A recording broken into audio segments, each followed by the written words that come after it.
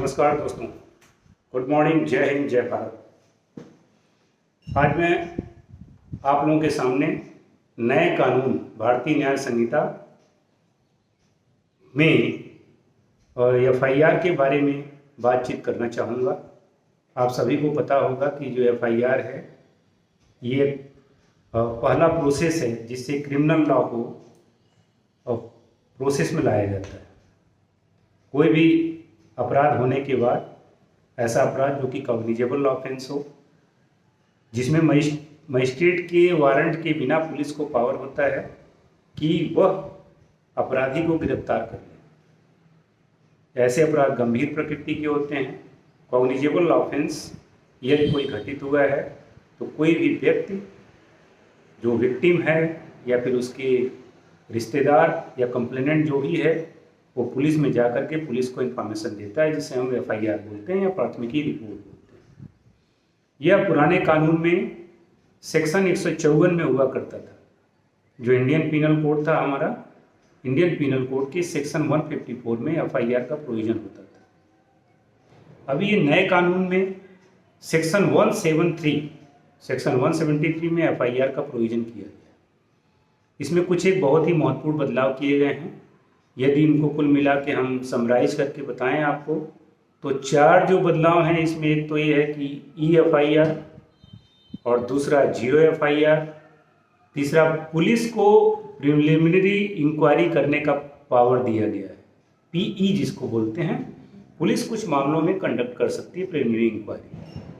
और जो चौथा बदलाव किया गया है, यदि किसी कंप्लेनेंट को या फिर विक्टिम को, एग्रीव्ड को ऐसा लगता है कि पुलिस हमारे एफआईआर को दर्ज नहीं करना चाह रही है, टाल मटोल कर रही है, तो वो मजिस्ट्रेट के पास भी जा सकता है। मजिस्ट्रेट को इंटीमेट कर सकता है, मजिस्ट्रेट के सामने केस फाइल कर सकता है। अब यदि उनको विस्तार से देखें तो सबसे पहले हम बात करते हैं 0 एफआईआर की। भारतीय न्याय संहिता 2023 जो कि 1 जुलाई से लागू हो चुका है, इसके सेक्शन 173 में जो सबसे महत्वपूर्ण बदलाव किया गया है वो 0 एफआईआर का है। 0 एफआईआर का मतलब ये होता है कि पुलिस का थाना जो होता है उसका एक पर्टिकुलर ज्यूरिसडिक्शन होता है। जहाँ भी ऑफेंस घटित हुआ है उस ऑफेंस के एरिया में जिस पुलिस का ज्यूरिसडिक्शन है उसी में एफआईआर को किया जा सकता है। लेकिन नए कानून में 0 एफआईआर का कॉन्सेप्ट लाने से यदि अब घटना कहीं भी घटित होता है तो भी उसका किसी पुलिस स्टेशन में जाकर के एफआईआर लॉन्च किया जा सकता है। उसके एरिया से कोई मतलब नहीं है।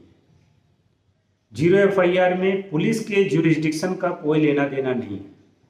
ऐसे बहुत बार समस्याएं आती थी। कोई आदमी ट्रेवल कर रहा है, कुछ उसका सामान छूट गया है, कुछ सामान चोरी हो गया है, किसी को बाई एयर ट्रेवल करना है, अचानक कुछ ऐसा हुआ, क्रिमिनल ऑफेंस हुआ जो कि कॉग्निजेबल ऑफेंस है, और उसके पास इतना समय नहीं है कि पुलिस थाने में जा करके एफआईआर कर सके।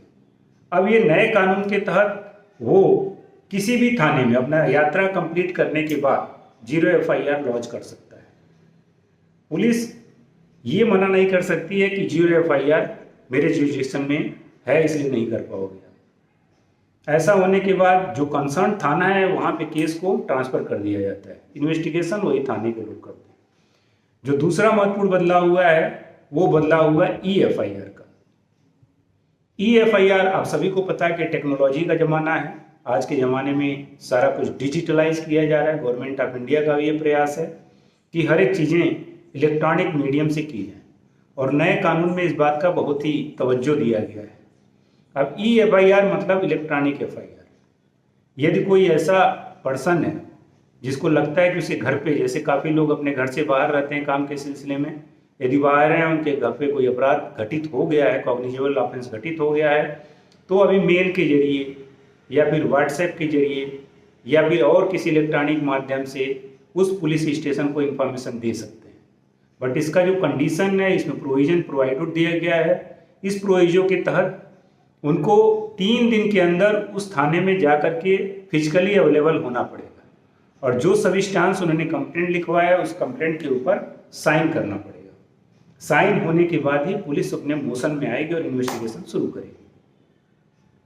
अब जो अगला बदलाव किया गया वो प्रिलिमिनरी इंक्वायरी का किया गया। ऐसे अपराध, ऐसे कॉग्निजेबल ऑफेंस जिसके लिए सजा का प्रावधान 3 साल से ज़्यादा लेकिन 7 साल से कम का है। यदि सजा 3 साल से ज़्यादा और 7 साल से कम का है तो पुलिस को प्रिलिमिनरी इंक्वायरी कर सकती है। इसके लिए जो परमिशन होगा वो पुलिस का जो इमीडिएट बॉस होता है, जिसको कई स्टेट में सीओ बोलते हैं, या फिर डीएसपी रैंक का होता है।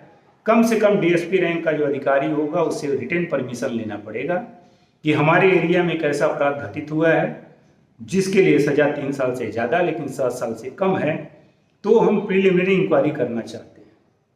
क्योंकि अब नए कानून में ये भी देखा गया है कि हमारे जो जेल में ज़्यादा कंजेशन है, ट्रायल टाइम से नहीं हो पा रहा है, इन्वेस्टिगेशन कंप्लीट होते होते बहुत समय लग जाता है। तो डीकंजेस्ट करने के लिए हम अनायास किसी की जो राइट है, फंडामेंटल राइट ऑफ फ्रीडम है, उसको कर्टेल ना करें। इसलिए ऐसे अपराधों में 3 साल से और 7 साल के बीच में पहले पुलिस प्रिलिमिनरी इंक्वायरी करेगी। लेकिन इसके साथ ही एक और महत्वपूर्ण प्रोविजन दिया गया। प्रिलिमिनरी इंक्वायरी ऐसा नहीं कि वो करते रह जाएं बस 90 दिन तक, 3 महीने तक, 6 महीने तक और केस को टाल मटोल करें। विदिन 14 डेज, 14 दिनों के अंदर उन्होंने प्रिलिमिनरी इंक्वायरी कंप्लीट करना पड़ेगा। उसके बाद उस केस को रजिस्टर ही करना पड़ेगा। जैसे 14 दिन कंप्लीट हुआ उनको केस को रजिस्टर करना पड़ेगा। या फिर पुलिस को, जो पुलिस के एसएचओ हैं, उनको ऐसा लगता है कि प्राइमा फेसाई केस स्टेब्लिश है तो उनको प्रिलिमिनरी इंक्वायरी करने की जरूरत नहीं पड़ेगी। प्रिलिमिनरी इंक्वायरी का प्रोविजन 2 तरह से कंट्रोल होता है। एक 3 से 7 साल तक का सजा होना चाहिए, और दूसरा जो कि और इम्पॉर्टेंट है, उसमें पुलिस का अपना विवेक, उनको ऐसा लगता है कि नहीं इसमें कोई इंक्वायरी करने की जरूरत नहीं है। उनको तमाम ऐसे साक्ष्य मिल रहे हैं जो प्राइमा फेसाई केस को इस्टेब्लिश कर रहे हैं कि एक क्रिमिनल ऑफेंस हुआ है, कॉग्निजेबल ऑफेंस घटित हुआ है जिसके लिए सजा का प्रावधान 3 साल से ज़्यादा लेकिन 7 साल से कम है, तो प्रिलिमिनरी इंक्वायरी करने की कोई जरूरत नहीं पड़ेगी। जो अगला बदलाव किया गया है वो बदलाव है, आप यदि कोई ऐसा बंदा है, एक ऐसा कंप्लेनेंट है या विक्टिम है जिसको कि उसका पुलिस एसएचओ जो है वह उसे एफआईआर दर्ज नहीं कर रहा है, दर्ज करने से आनाकानी कर रहा है, तो विक्टिम या फिर एग्रीव जो भी है वो पुलिस के एसपी को रिटन में बाई पोस्ट लेटर भेज सकता है। और एसपी चाहे तो उस घटना का खुद ही इन्वेस्टिगेशन करे या अपने किसी और अधिकारी को उस घटना को इन्वेस्टिगेशन करने के लिए लगाए। ये प्रोविजन पहले भी होता था। पहले जो सेक्शन 154 था इंडियन पिनल कोड का, उसमें भी ये प्रोविजन था।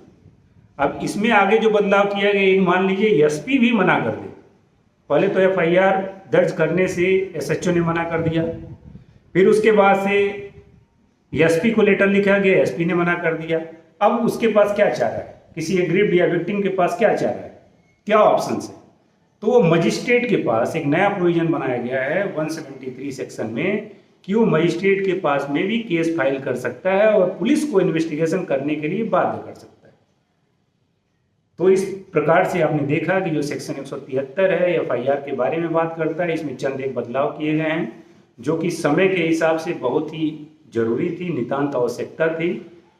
अब आप 0 एफआईआर कर सकते हैं, ई एफआईआर कर सकते हैं इलेक्ट्रॉनिक के माध्यम से, मजिस्ट्रेट के थ्रू कर सकते हैं, प्रिलिमिनरी इंक्वायरी करने का ऑर्डर होगा, अनायास पुलिस किसी को गिरफ्तार नहीं कर पाएगी। पुराना कानून में जो प्रोविजन था महिलाओं से रिलेटेड कि महिलाओं के अगेंस्ट में कोई अपराध होता है, कोई रेप होता है, मोलेस्टेशन होता है या और कोई ऐसे अपराध महिलाओं के प्रति होते हैं तो उसको वीडियोग्राफ किया जाएगा। जो पुलिस वोमेन ऑफिसर भी उसका प्रेजेंस रहना बहुत जरूरी है। यदि ऐसी महिला अनसाउंड माइंड की है तो जो उसका स्टेटमेंट रिकॉर्ड किया जाएगा उसके घर पे जा करके या और कोई किसी कन्वीनियंट प्लेस में जा करके रिकॉर्ड करना होगा। ये प्रोविजन पहले भी था, 154 में था, अभी भी इस प्रोविजन को रखा गया है।